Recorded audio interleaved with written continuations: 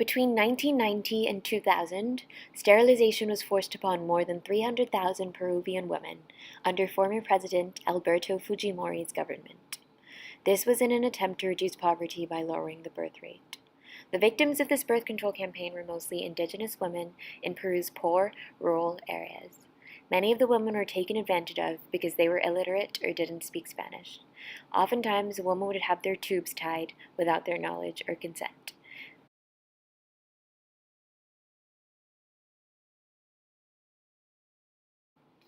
Sweden is arguably one of the most progressive countries in regards to LGBT rights. However, up until 2012, there was a law that directly contradicted that conception.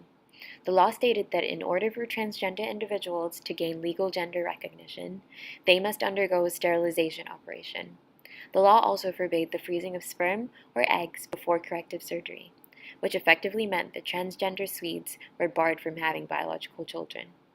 When a state, such as Sweden, offers the option to alter gender on legal documents at the expense of fertility, it is unavoidable that underprivileged trans people will be placed in a tough situation, having to decide between obtaining what they need to be able to live a fulfilled life and the possibility of having their own biological offspring. This is yet another example of forcible sterilization, this time not in relation to one's socioeconomic status, but to their gender identity.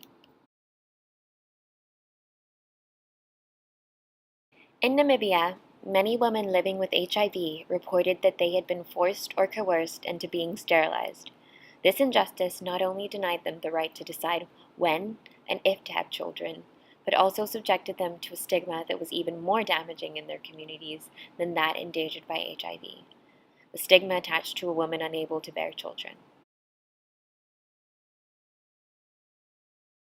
At least 47 disabled Australians were forcibly sterilized by court order between the years of 2004 and 2014.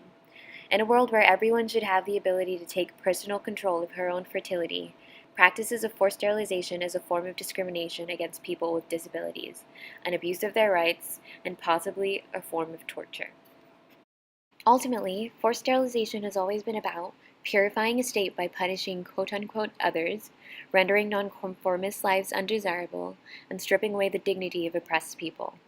The only way for we as a society to move forward is to put an end to these practices altogether.